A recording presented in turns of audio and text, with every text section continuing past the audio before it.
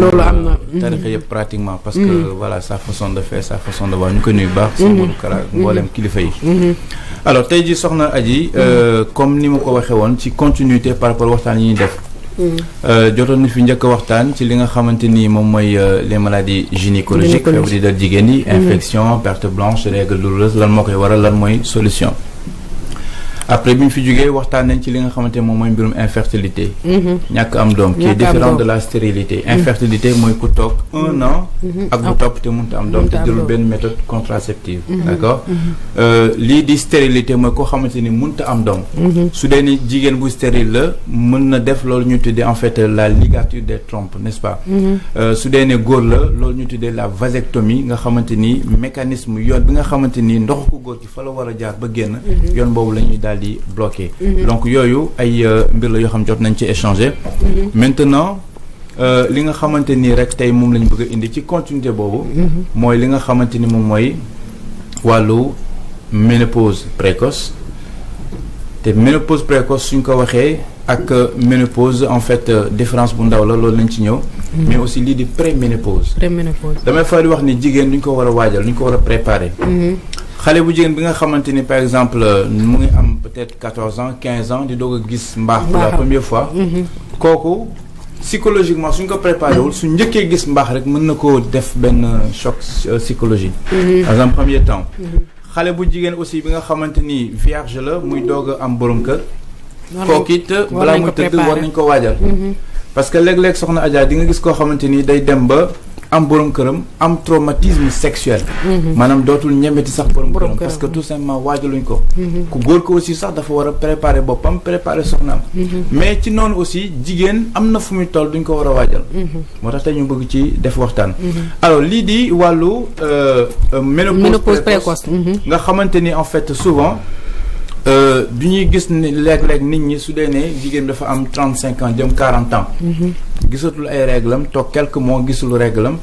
dem hôpital ñu xamal ko nekk dafa amee ménopause précoce loolu dafa am li ko waral lan moo ko waral alors loolu di ko waral faral di ko waral nag dafa bëri ay dama faral di wax ni jigéen dafa nekk lu complexe jigéen du rek lu jëm ci wàllu mbirum jigéen mais c'est tout un mécanisme waxoon naa ko fi keroog waxoon nga ko fi keroog voilà su ko defee ñi nga xamante ni ñu ngi faral di amee règle muy faral di dagg-daggee ñu tuddee ko irrégularité du cycle ñooñu su dee ne parce que jigéen chaque mois dafa war a gis mbaax su gisul mbaax y a un problème na teel a gaaw a dem docteur pour mën a xool le pourquoi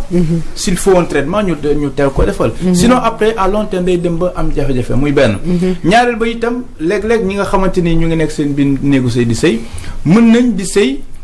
am ay jafe-jafe maanaam sëy bi di metti wala yu demee ni ki noonu loolu aussi bokk na ci li nga xamante ni jigéen bu ko teel a am su ko traité wul avant moo yegg 40 ans mën nañ ko déclarer ménopause précoce déjà xam nga comme li ma expliqué nit ñi moom du ñoo bëri dañoo wute moo tax mais ku xas ba dugg ci phase ménopause ça signifie que ne voilà dootoo gisati say règles donc voilà mais donc comme humeur bi laay wax quoi bu fait de chaleur bi mën na bañ a yàgg parce que pour un premier temps koo xamante ni déjà amee na ko li mu war a njëkk a def rek mooy mu comprendre que ne lii c'est normal sama yaram la bokk c'est normal ba noppi di contrôler boppam c'est-à-dire que nay bëri lu muy naan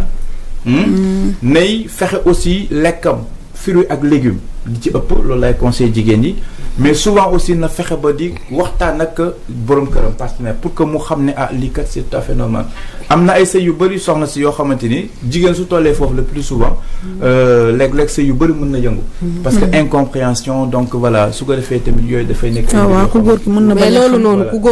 ku góor ñi war nañ bàyyi xel bu baax que période boobu noonu ki partenaire am day nekk mooy période en ménopause ñu ciy bàyyi xel bu baax parce que lii nii ngay wax am na ñu bëri ñu koy dund te mosuñu ko xam defe naa ne ñi ñuy seetaan nañ ci bàyyi xel bu baax que jigéen am na période bu muy toll période ménopause am dafay naqari deret mais ci kaw jëkkër ji moo ko war a comprendre bu baax jëm ko assister ci loolu parce que tamit neexut mu leer na rek carrément yow mi dootoo mënati jur doom loolu dafay nekk loo xamante ne dafay doy waar dafay nekk lu doy waar te am na ñoo xamante ni en fait ñàkk jur doom sax peut-être moom mooy jàmm ji mais am na ñoo xamante ni en fait sécheresse vaginale bi ñuy amee maanaam seen kanam di wow ngeen bal ma loolu dina tax ba jigéen bi du bëgg daa ci lal bi su ko defee nag su dee ne sëñ bi benn soxna rek la am yàlla bu mu nekk yow kese nga xam ne da ngay nekk mag te bëggatoo ci dara moom it mën na am frustration ku góor ki parce que danaan voilà lu tax ma soxla sama soxna mu may tere boppam alors que soxla si tere wala boppam situation yi mu toll la su ko defee su ngeen di comprendre et que mu am communication donc am na aussi ay traitements yu efficaces yoo xamante ni pour jigéen yooyu itam parce que maintenant li may wax nag du toutes les femmes démb rek am na benn patiente bu ñëw ñu consulter ko et tout mu ne ma docteur vraiment man awma problème yooyu te pourtant mu ngi ci phase ménopause vous avez compris donc juste pour wax ne nit ñi duñoo bëri te wute yaram nit ñi aussi voilà donc toujours dafa am différence du dëgg voilà loolu daal tey moom lañ doon waxtaan ak askan bi macha allah Fatou Diouf amoo question man laajte naa ko ba pare man durée bi laa bëggoon xam mais xam naa ci mais tamit maa ngi ñaax góor ñi ñuy comprendre seen jabar yi falaale pas pour ngeen profitoo pour ngeen di comprendre ndax durée bi yàggul docteur bi nee na durée bi yàggul pas pour profitoo durée bi yàggul man amoo problème yooyu wóyalal ñu dem man kay amoon wa ci woy docteur de xanaa dina ñaanal jàmm rek yi nga wax aji bañ na ko ni la ma doon tëbee duroo maan xaat jiw parce que yéen la intéressé su sista soo ne waa garaawul de donc bu ngi noonu nañ daw rek nuyu waa WhatsApp ñi nga xam ne ñu ngi seetaan lii di Dakar bonjour comme ki nga xam ne mooy Lamine Seck l'international borom Espagne sama ñaw 24 mars laa ko def n'est-ce pas loolu c'est bon effectivement parce que en fait décalage bi quand même mën nañ ko comprendre c'est-à-dire que jigéen bi war a gis 4 jours 5 jours mu gis ko avant ou après ça peut se comprendre mais su leen dikki nag dafa toog ay 2 semaines n'est-ce pas 15 jours gisul na teel a bàyyi xel boppam n'est-ce pas waxuma laa nag muy toog 1 mois toog ainsi de suite et docteur ñi nga xam ne aussi tamit dañ ay questions yoo xamante ne dañ ma ko doon wax bés boo fi ñëwee ma laajte waat ko ñi nga xam ne dañuy gis seen règle seen période seen premier jour seen deuxième jour ñuy sentir douleur bi nga xam ne ci bas ventre bi lay doon ba du ñu mën a dox ba dañuy dem sax mën naa ne sax mën nañ ci crise loolu lan moo koy waral waaw xam nga ci en général règle douloureuse madame am na ñu jàpp ne c'est normal waxoon naa fi ne c'est pas du tout normal am na ñuy jàpp ne soo amee jëkkër mën na deñ am na ñoo jàpp ne xëy na soo dem ba am doom mën na deñ yooyu yëpp c'est pas normal vous avez compris lan moo koy waral mooy que ne en fait au niveau abdominal bas ventre bi su dee ne deret bi sang bi ni mu war a circuler dëgg circuler wu ko muy def coagulation de sang mais ça pose problème voilà pourquoi jigéen yu bëri ñu leen wax ne leen su ngeen di gis mbaax bu leen naan lu sedd moo tax léeg-léeg jigéen yu bëri di naan lu tàng ainsi de suite vous avez compris donc loolu dafa bokk ci li nga xamante ni en fait il faut jigéen ñi xam ne loolu ñu tuddee les trompes de Fallope n'est-ce pas ñu tuddee encore les trompes utérines mais aussi li nga xamante ni moom mooy au niveau des ovaires s'il y a perturbation parce que dafa am benn hormone bu am solo bu ñu tuddee oestrogène